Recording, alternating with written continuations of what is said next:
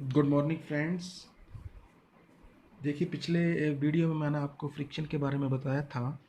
ठीक है, तो अभी आप लोगों को मैं फ्रिक्शन का नेक्स्ट टॉपिक बता रहा हूँ।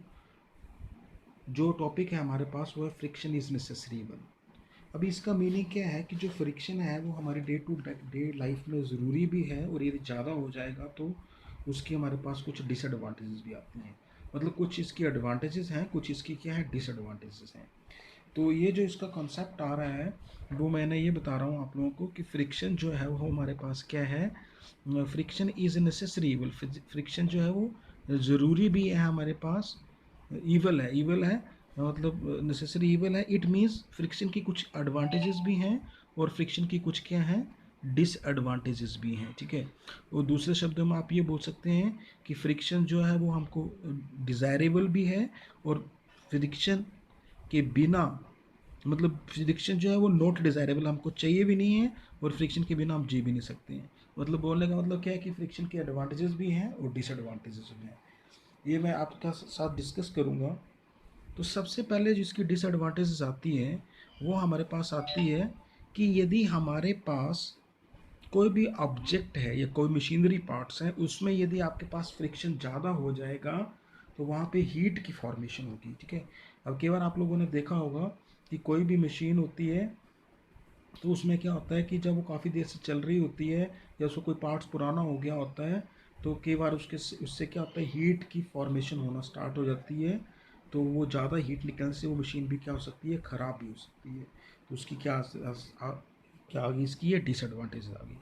दूसरी इसकी डिसएडवांटेजेस आती है कि आपके पास जब ज़्यादा फ्रिक्शन हो जाएगा तो ऑटोमेटिकली जो उसकी एफिशिएंसी है वो भी क्या हो जाएगी, कम हो जाएगी।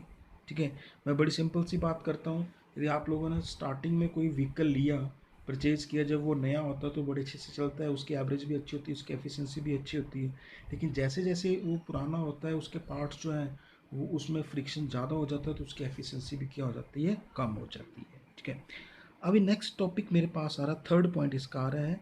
अभी जब फ्रिक्शन जो होगा, फोर्स ऑफ फ्रिक्शन जो होगी उसके कारण जो होगी वो मशीनरी पार्ट्स को हमको वियर एंड टियर भी काफ़ी ज़्यादा होगी, काफ़ी ज़्यादा वियर एंड टियर करनी पड़ेगी मशीनरी पार्ट्स की। ठीक है, नेक्स्ट मेरे पास आता है, देखिए, जो आपके पास आप लोगों ने देखा होगा कि जो बसेस की शेप है वो कैसी होती है, ट्रेन की शेप कैसी होती है, एरोप्लेन की शेप कैसी होती है, रॉकेट की कैसी होती है। ठीक है, तो कार की कैसी होती है। तो ये सारा उन्होंने शेप इसलिए की होती है, इसको स्ट्रीमिंग बोलते हैं, इसलिए किया होता है कि वो जो फोर्स ऑफ फ्रिक्शन होती है वो आपके पास क्या हो जाए, कम हो। ठीक है, यदि ज़्यादा फोर्स ऑफ फ्रिक्शन होगी तो उनकी मूवमेंट में या जो मोशन में होगी वो स्पीड क्या हो जाएगी, कम हो जाएगी।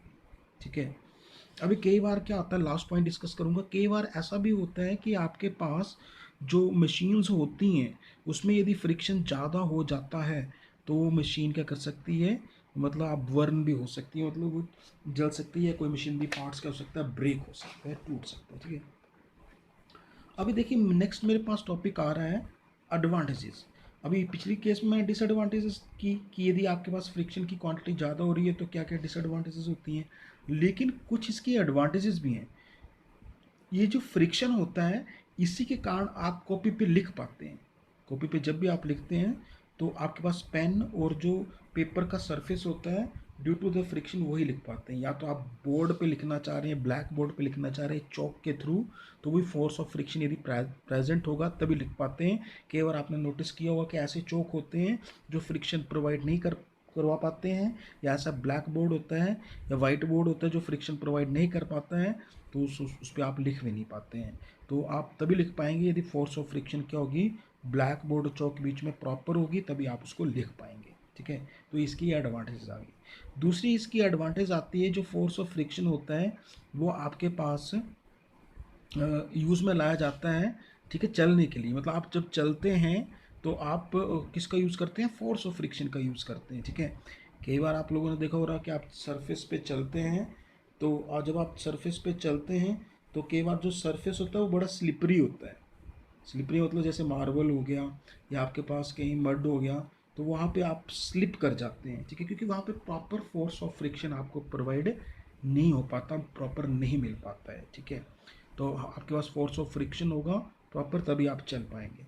नेक्स्ट आपके पास आता है third point, force of friction जो होती है, जो व्हीकल के टायर्स होते हैं, ये कार के, बस के, ट्रक के, कोई भी जो आपके पास टायर्स होते हैं एरोप्लेन के, ठीक है, तो वो आपके पास क्या होते हैं, उनके बीच में प्रॉपर फ्रिक्शन चाहिए होता है। यदि प्रॉपर फ्रिक्शन नहीं होता है तो आपके पास क्या होता है, वो व्हीकल जो प्रॉपर नहीं चल पाता है, ठीक है। यदि आप उसको ब्रेक भी अप्लाई करते हैं तो प्रॉपर वो ब्रेक जो होती हैं वो प्रॉपर उस पर नहीं लगती है, और वो जो व्हीकल होता है वो आपके पास क्या कर सकता है, वो कहीं गिर सकता है, लग सकती है।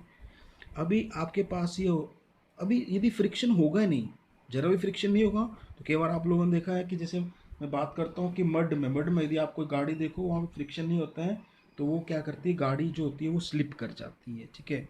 नेक्स्ट आपके पास आता है जो फोर्स ऑफ फ्रिक्शन होती है किसके बीच में, पेन के बीच में और सरफेस ऑफ पेपर के बीच में, मतलब जो पेपर होता है उसके सरफेस पे और जो पेन होता है उसके सरफेस पे जो आपके पास फोर्स ऑफ फ्रिक्शन होती है, वो किसके लिए यूज़ में लाई जाती है, वो लिखने के लिए। कोई भी चीज़ आपने लिखना है, पेपर पे लिख रहे हैं पेन की हेल्प से, तो वो आप लिख सकते हैं किसकी हेल्प से, वो आप लिख सकते हैं with the help of force of friction, ठीक है।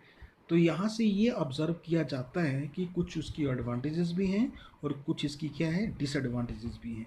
तो इसी कारण इसको फ्रिक्शन को क्या बोला जाता है, नेसेसरी ईवल, ठीक है।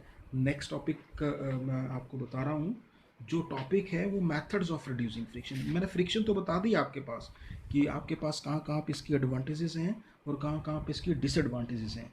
अभी जहाँ पे इसकी डिसएडवांटेजेस आ रही हैं उनको भी आपने क्या काम करना है, रिड्यूस करना है। मतलब उसको भी आप कैसे रिड्यूस कर पाते हैं, क्या क्या मेथड्स आपको फॉलो करने पड़ेंगे, उसके बारे में बता रहा हूँ मैं।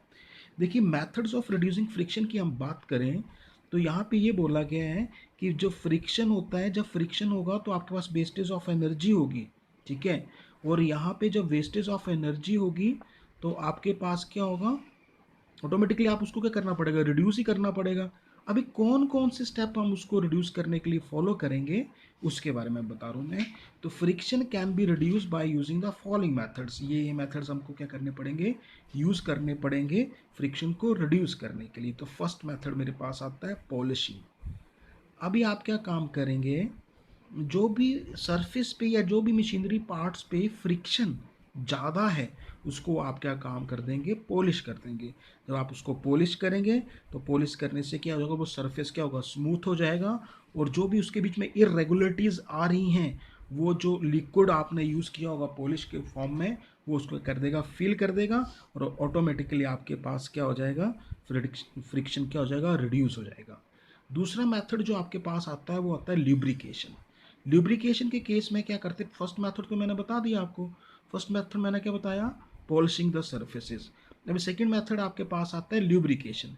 ल्यूब्रिकेशन में क्या करते हैं कि आपने फ्रिक्शन को रिड्यूस करना है किसी भी मशीनरी पार्ट्स में, तो आप क्या काम काम करोगे, उसको ल्यूब्रिकेट कर दोगे। ल्यूब्रिकेट करने का मीनिंग क्या है, लुब्रिकेट कैसे करोगे, या तो आप उसको ग्रीसिंग कर देंगे, या तो आप क्या काम कर दोगे, ऑयल लगा देंगे, और डिफरेंट डिफरेंट मेथड से जो भी इरेगुलरिटीज उसमें आ रही हैं उसको क्या करोगे, आप फिल कर दोगे, और उसके बीच में इंटरलॉकिंग हो जाएगी टाइटली। और आपके पास जो ऑब्जेक्ट है वो फिर उसके ऊपर स्मूथली मूव कर पाएगा, वहाँ पे फ्रिक्शन की क्वांटिटी क्या हो जाएगी, लेस हो जाएगी। तो ये दो मेथड्स बताए मैंने, सबसे पहले बताया पॉलिशिंग द सर्फेस, सेकंड बताया मैंने ल्यूब्रिकेशन।